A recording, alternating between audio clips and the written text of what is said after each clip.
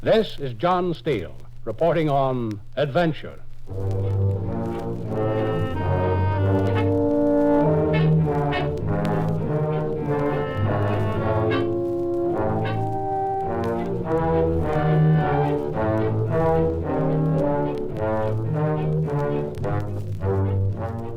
Maybe you call it Kalimantan. Maybe just plain Borneo. But to me, it spells just one name, Rajrani. She was beautiful, the kind of beauty that makes you think of the misty moonlight of the tropics. I call this transcribed yarn Vampire. Punta Mero was just a fishing village on the south coast of Borneo until a guy named Muhammad Ali opened up a place there. After that, purity and innocence died natural deaths. But you could buy provisions at Muhammad Ali's. You could buy anything from American soft drinks to Chinese narcotics. In Punta Mero, if you want to go anywhere at all, you have to go to Muhammad Ali's, unless you go swimming with sharks and octopus in the bay. Or you want to take a stroll through the jungle and be eaten alive by assorted spiders and ants. Me, I wanted a cold drink and human company. So I went to Muhammad Ali's. I picked up a beer and carried it to the only vacant chair in the place, and found myself looking at a human mountain seated across the table from me. I figured the guy for a trader of some kind, of indifferent nationality. A pleasure, my friend, to offer you a cigarette. Thanks. Permit me to extend a light? Thanks again. American, of course. Basically. I was once in your country, San Francisco. Delightful city. It was the last time I saw it. Are you familiar with Borneo? Not too well. But this is not your first time here. Oh, no. No, you seem at home. My name is Draken, Jan Draken. I'm John Steele. What do you think of this place? It'll do for what it is. Well, I find it revolting, Mr. Steele. I seldom come down here. I have a charming little bungalow just up the river. Oh? English colonial. Wide, sweeping veranda all the way around it, surrounded by beautifully kept lawns and rose gardens. An oasis of refinement in a barbaric country. Well, I'd like to see it before I leave here. Well, do me the great honor of being my guest, then, tonight. We can enjoy supper with champagne. Well, why not? And shall we leave this dreadful place? Those girls make me sick.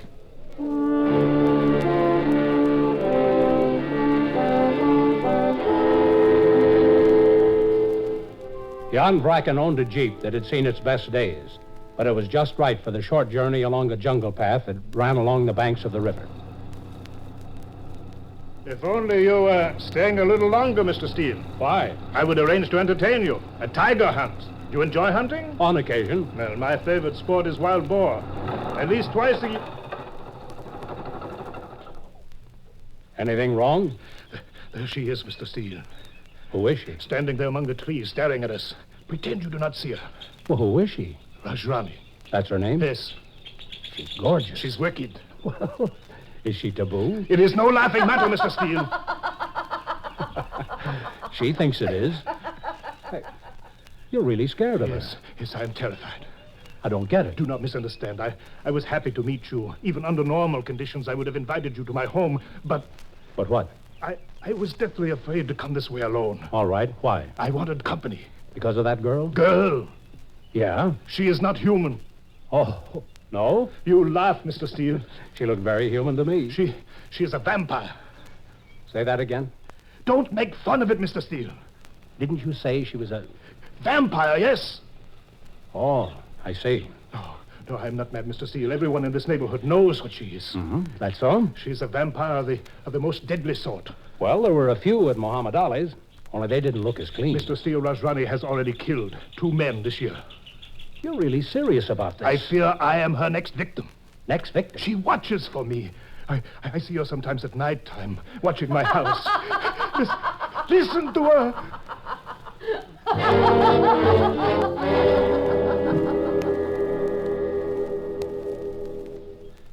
Jan Bracken was no madman. He was simply a badly scared man. We drove on. His bungalow was a big one. All he had said it was, and miles from anywhere. Modern furniture mixed with some fine rattan pieces and set off by delicate oriental decorations. I have no servants, Mr. Steele. Oh, you're doing fine. Can I help? No, just be comfortable. You do your own housework? Of late, I am forced to. I cannot find servants. Too far out from town? They'll not work for me. No? If it were not for the filth of the town, I would live there, but I cannot tolerate filth. Not after this place. And so I remain here. in my terror. Oh, come on. Yet, you know, Mr. Steele, I can understand something. For instance? I told you Rajrani has killed 2 men this year. In each case, they themselves went to her. She did not come to them. Look. Oh, but it's true, Mr. Steele. And I can understand. Better finish your drink. They had to go to her. They were fascinated by her. That I can believe. They resisted for a time, then succumbed. But I will not, Mr. Steele. Oh, yes, I confess she fascinates me. She's very seldom out of my mind. She's quite a gal, chum. Let's face it. She is very, very alluring. There's no better word. Alluring. The English language is rich, but it contains no better word for her. Who were these 2 fellows she killed? 2 natives. 2 natives, whose heads were full of voodoo nonsense. Do you know how a vampire kills? I know how the vampire bat kills. Punctures a tiny hole in the skin. And feeds on the blood of its victim. Mm-hmm, yeah. And in that manner, the 2 natives died, Mr. Steele. Their throats punctured. Please, look through the window. Look through the window. There she is. She's out there.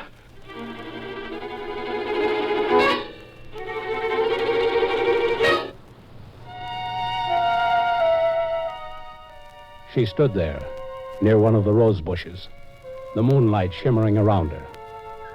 It was queer, but I felt a sort of cold shiver. Suddenly there was something about that girl's beauty. It gave me the creeps. When a guy has vampires on his mind, that's one thing. But when the vampire is a beautiful jungle gal, that's something else. This particular vampire was the original sarong girl. Okay, so Borneo is a strange country with strange peoples living in it. So maybe this is the kind of experience that had to come from there. It happened along the Faman River. The scene was a gorgeous one. The moon looking like it was hanging on the top branches of a tall palm tree. The jungle. Just beyond the cultivated grounds of the gleaming white bungalow of a retired trader named Jan Vraken. I was Vraken's guest for the night, and we'd both seen Rajrani staring at the bungalow. I'm no judge of human vampires, but if Rajrani was one, there was a lot to be said for her species. Out there somewhere, among the bushes or the trees, out there waiting. For what? For one of us. For me to go out there. Why don't you take the chance? Are you joking, Mr. Steele? Where'd she come from? A village 100 miles upriver. Oh? She was driven away from her village. Yeah? Here, drink this. Thank you. And she came down here. Mr. Steele, she destroyed 3 men in her own village. Oh, 3 of them, huh? Of course, you don't believe any of this. What do you know about her? Who is she? Her grandfather was English. But she's native. Oh, yes. I don't see any sign of her now. No. Does she speak any English? English or Dutch, they all do. Yeah? English, most likely. Have you ever spoken to her? No. Has anyone around here, I mean? I don't know. Well, where does she live? Who knows? Somewhere close to where we first saw her tonight. But where? Among the trees? In a cave, perhaps. What does she live on? Did you ask?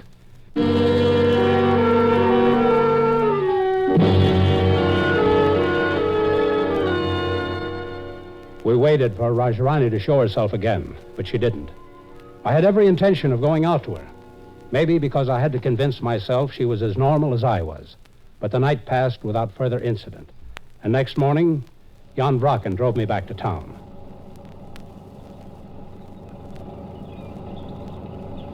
Isn't this the place where we saw her last night? Yes. Will you stop? Stop? Yeah. By all means. You see, during the day, she is harmless. I can be brave. Brave enough to take a walk over there? A walk? Yeah, we may see her. Will I? Or you can wait here. No. I do not care to be left alone here. Well, let's take a look around, huh? Very well. There are several small caves just beyond these trees. We can look into a few of them.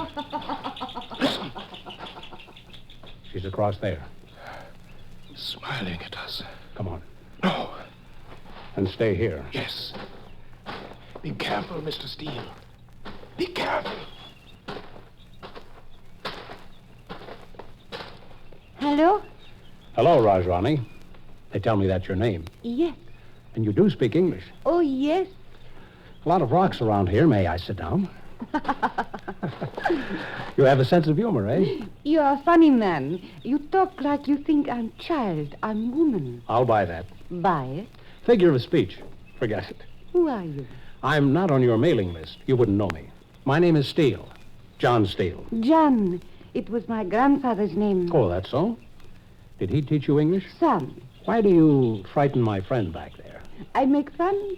I laugh and he's frightened. He says everyone is frightened of you. I know they're frightened. You are not frightened. No. Do you, want me to be? No. You want food? What do you have? Fruit, many nuts. Not now. That all you eat? It is all I can get. I cannot hunt.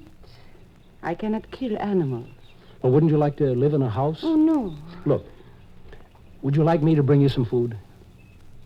Yes. Some cooked meat, bread, things of that sort? Would you like that? Cooked meat. Mm-hmm. Yes. You bring that to me. I'll bring it to this place after sundown. Will you be here? Oh, yes, I will be here. You bring to me. I'll bring you a mess of food, sure. And some milk. You like milk? Yes. You bring, please. See you tonight, then. Goodbye now. I wait for you. Yeah, that'll be fine.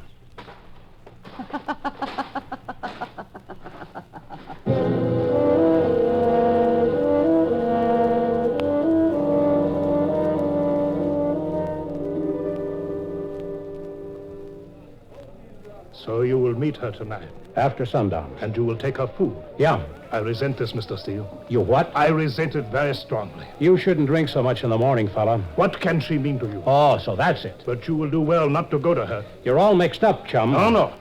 No, Mr. Steele, I am not mixed up. I am, and I confess this freely, fascinated by that girl. And I resent your audacity, your reckless courage. Look, you take her the food. Go on my place. You know I won't. You can. Thank you, no. Well, suit yourself. Why did you tell her that you'd go there tonight? Why not during the day? Well, you say she's harmless during the day. So you deliberately. What was it like, being so close to her? You took her hand once.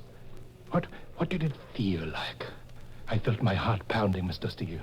I wanted to rush over there, just to be as close to her.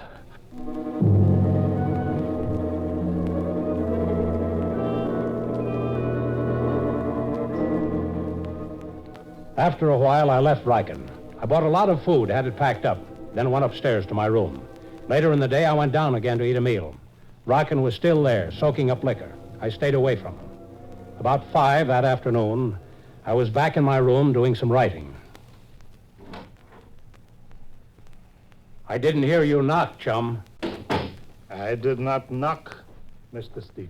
Be careful with that gun. I am drunk, Mr. Steele. Capable of anything. You look at me and you see the flabby hulk of a man that you despise. But you are wrong in one respect, Mr. Steele. I am possessed of considerable courage at this point. I am drunk with it, shall we say? Yeah, let's say that. The package on your bed. Is that food for Rush Honey? Yeah. I will pay for it. I will take it with me. Oh? I am taking your place, Mr. Steele. Not in that condition. In this condition, as one gentleman to another, I am going in this condition. You better sleep for an hour. I can't get that girl out of my mind, Mr. Steele. No matter if she must destroy me, I must go to her. You see? I am drunk, and I am not afraid. Find that gun. You must not follow me, Mr. Steele. Oh. Okay. But you will, I can read it in your mind. You will try to take her away from me. I can't let you interfere with me, Steele. You would have followed me, Steele.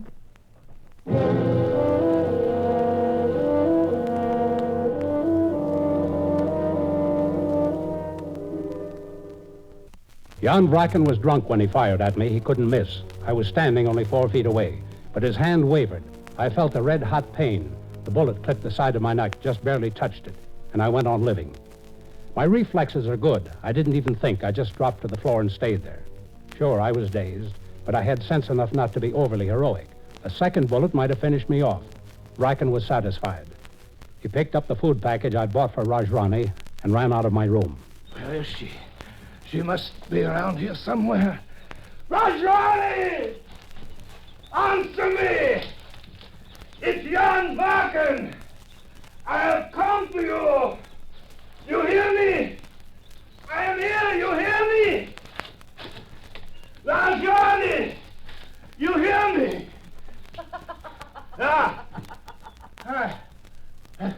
That was her. Where are you? Don't you hide from me. I know you're here. I have some food for you, Raj. Food! I brought you a lot of nice food, you hear me? Please don't make me wait. Must you torture me? Where are you? Where are you? Oh, why doesn't she show herself? What is the matter with her? Oh, you're so beautiful. Please do not go away. I want to touch you. You are so beautiful. I do not care what you are. Look, here's the food I brought you in this package. Take it. You still there, Rajrani? I do not see you. I am so sleepy. I am so sleepy. I must sleep for a little while. Just a little while.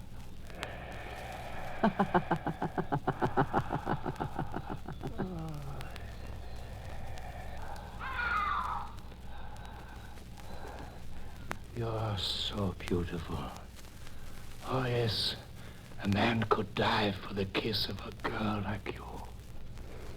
Oh, no. Not my throat. Not my throat. Not my throat!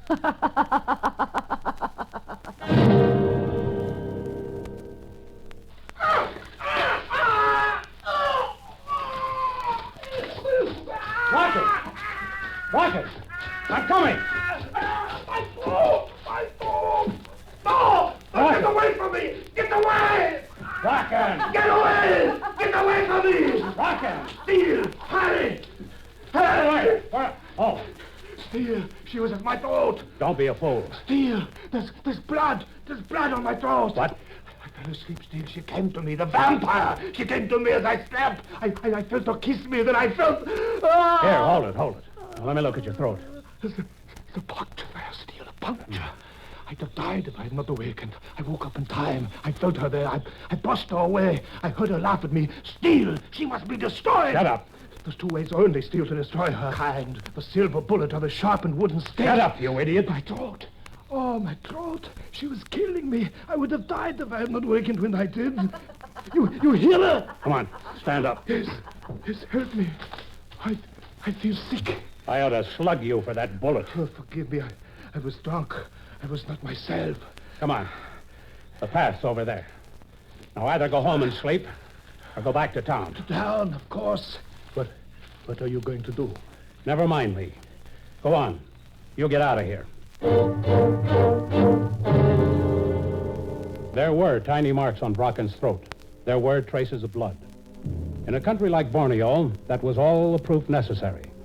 It was one thing for a few natives upriver to accuse Rajrani of being a vampire. But if a European walked into town with the kind of evidence Brocken could show, Rajrani's goose was cooked. They'd hunt her down and make sure she was dead. And somehow I couldn't quite go along with the vampire theory.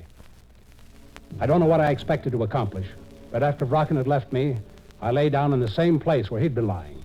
The grass was wet. The bugs started crawling over me. But I waited, quite sure that Rajrani was watching me.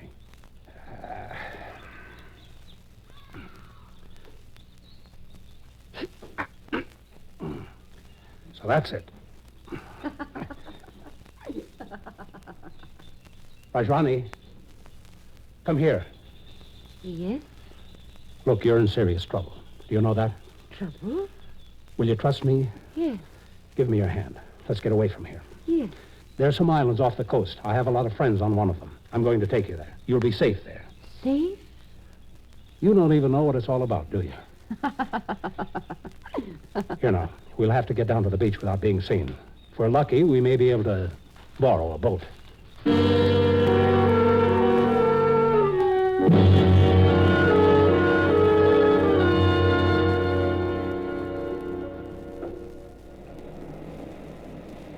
You see?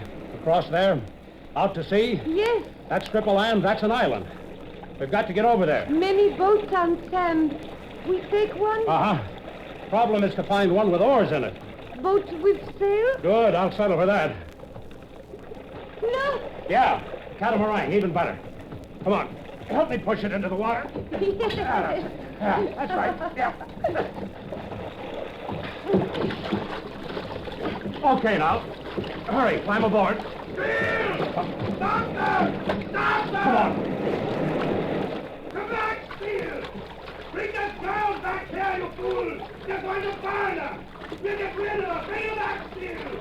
Or we will open fire! Keep well down. They may start shooting. I'll have the sail up in a jiffy and we'll be on our way. You hear me, Steele? Bring that vampire back!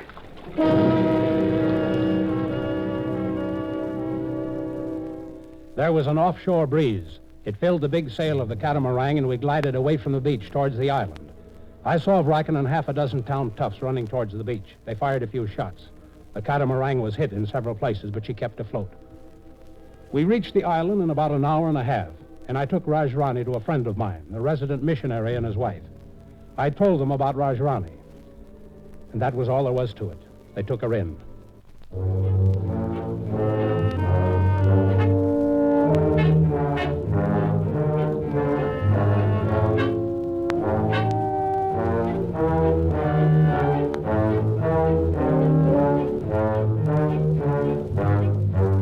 Well, friends, you've just heard Vampire.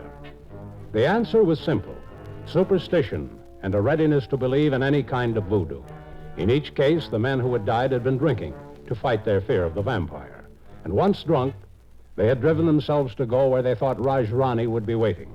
Maybe she always was, as when Bracken went to her. And once there, their senses left them. Sure, they were killed, but death was the result of self-hypnosis plus something else. Something did puncture their throats. Something punctured the skin of my throat as I lay where Bracken had been lying in the grass. A particularly vicious species of tick, and I brushed it off, but real fast. And so much for the vampire. Be around next week for a story I like to call Skid Row. Maybe you think it's Bleecker Street, New York City, east of 6th Avenue, or in San Francisco. At any rate, it's the longest street in the world. It's anywhere you go from Skipper Street in Antwerp to Wallaroo, Sydney, Australia. From the Limehouse Causeway in London to Gore Street, Calcutta. It was back some years ago when I first ran into a guy named Sailor Jones. I'd seen him before that, and I saw him afterwards. But it was in 1948 in Calcutta where my association with him began, and his strange story unfolded. Heard with me on this transcribed John Steele adventure were Wendell Holmes and Inga Adams. I'm Don Douglas. So until next week then, and Skid Row, remember, adventure is where you find it. But don't look for it. It may find you. Remember to be with us next week for another episode in the series John Steele, Adventurer. This is the United States Armed Forces Radio and Television Service.